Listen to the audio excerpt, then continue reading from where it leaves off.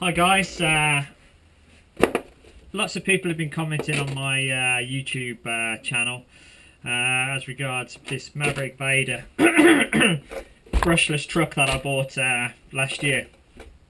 Basically, lots of people have been asking me questions. What ESC you're running, what motor you're running, what are your tyres, what are your hubs, what are your wheel adapters, this, that and the other. So what I'm going to do, instead of me replying constantly through the comments, I'm going to do a little video and I'm going to cover everything that I've done to this Vader, and that means the good points, the bad points, how it runs, what problems I've had, this, that and the other, and then hopefully you guys will tap into that. You'll be able to have most of the questions answered for you, and then for the ones that don't, well, you can still comment me anyway.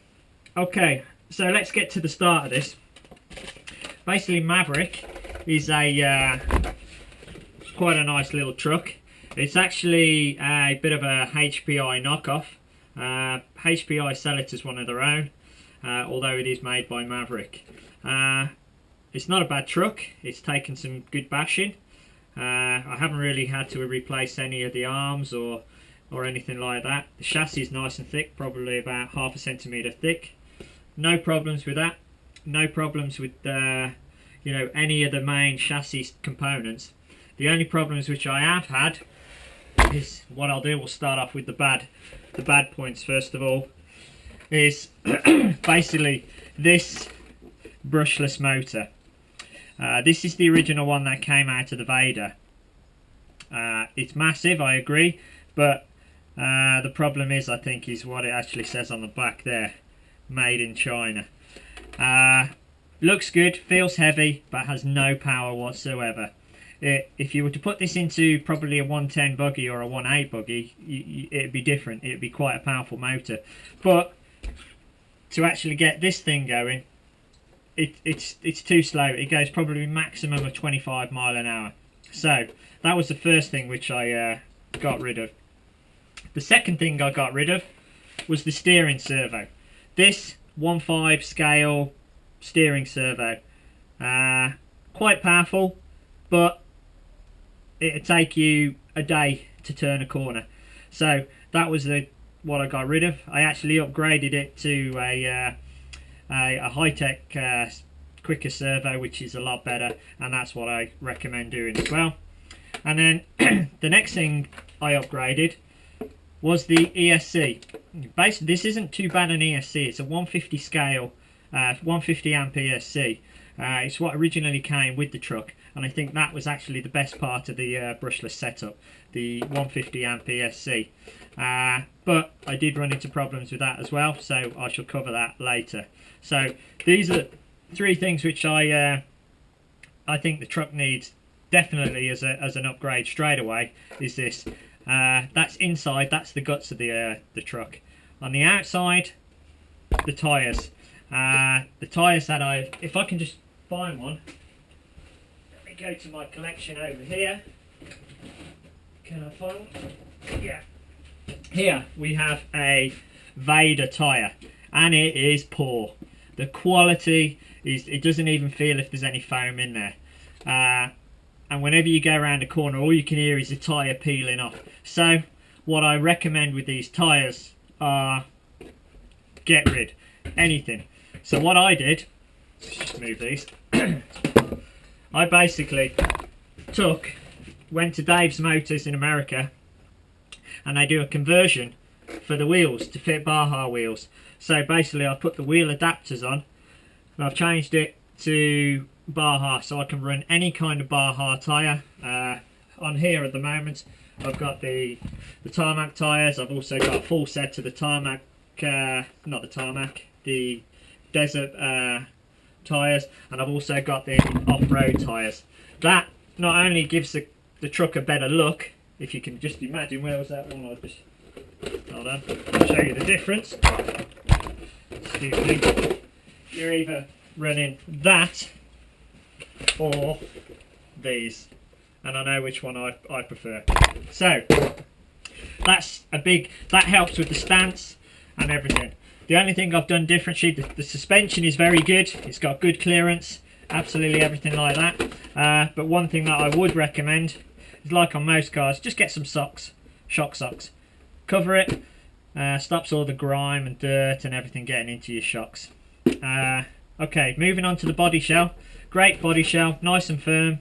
I did have a crash the other day, and hence you can see the chipped off nose, but nice and solid. Good part to the truck. It'll take some bashing. Okay, let's have a look at the brains of the operation, as they say. Let me turn it around for you now. What I decided to do, because of the, as I said, the setup, the old brushless motor was pretty much rubbish. I first set it up on I got a 1/8 scale Monster Mamba 2200 kV motor, which in itself, I was running it with the Maverick speed controller. Power was phenomenal.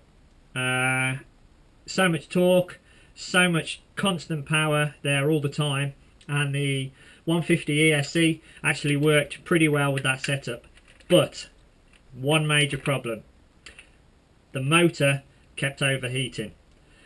Some points it was getting up to nearly 190 degrees, which is danger area for a Mamba. So what do? Do I change the motor, downscale the motor, or do I upgrade the ESC? Well, I'll tell you what I went with.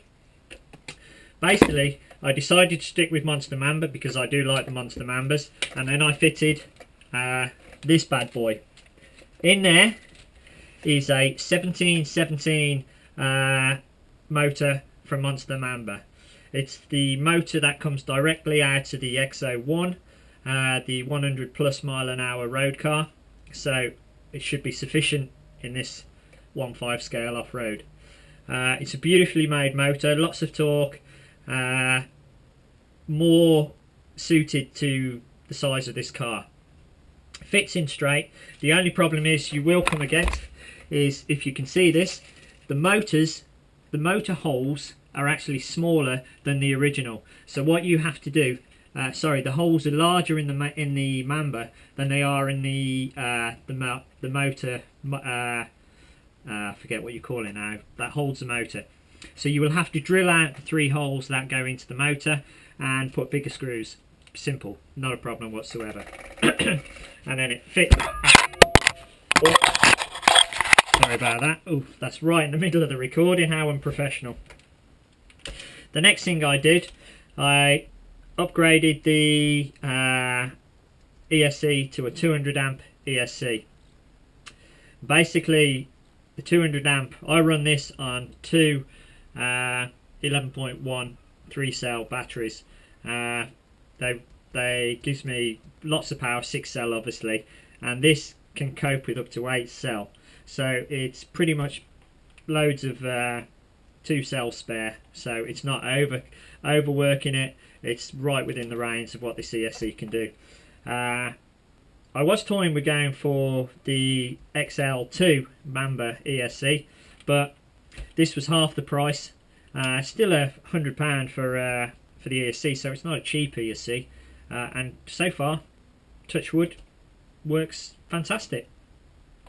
I was running this on a BSC to giving it some to the receiver, but there was no point. So all I'm doing, I've set it up to a Spectrum receiver, and I'm running a separate battery to power the ESC and the fan.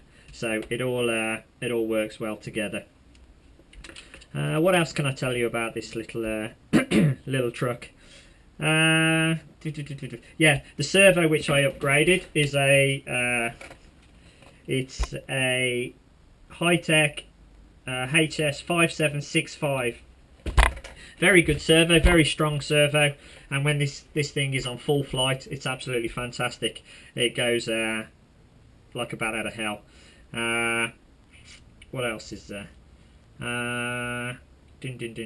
Sorry, I don't know what else I can tell you about this truck as an update. Oh, the battery tray, I might as well go over that as well. The receiver box, basically what I did, because the original one is tiny, and if you want to run a separate battery like I am, you need to change the battery box. So all I did was take one off another HPI. It actually fits in the original, few screws to hold it down, and then all the brains are kept inside there. I was running all of the telemetry stuff on this, the speedo, the revs, this, that and the other, but the only thing with brushless is you need to keep checking is the temperature of the engine, and since running this, the engine barely gets warm, as opposed to the 22,000 kV that I was running, the smaller one. That was getting so hot you couldn't turn it. But this, it's a walk in the park. Run it on 2 2-cell, 2 3-cell, 1 6-cell, or even 2 4-cells. That doesn't even it doesn't even phase it. And the ESC is bulletproof. It works really great. So I don't think there's anything more I can tell you about the truck. As I said, I've had no problems with it. It's, you know, it's a quick truck. It handles well. It jumps well. No major problems. It's bared well. This truck's about a year old now, and I've not really had to replace many things. As regards hopping it up, I've done what I've done. I don't intend on doing anything more to it. So that's it really. I fitted a GoPro mount on the top so that we can see. I can run it with a GoPro stuck to the top. But all in all, it's a thumbs up buggy. Good large scale if you want to get into 1/5 scale buggies. This is the thing. As you can see from behind, I run several different other cars. I've got my FG Barger 2-wheel drive there. I've got my AMG touring car there. My boys Marder. I've got another converted Trophy Flux buggy. I've got a few drift cars, and I've actually got a Lossy XL on its way to the post. So tune in and watch the next bulletin that I do. I'm going to do a review of a Lossy XL, and yeah, tune in, enjoy my videos. I'll catch you later. Cheers, bye.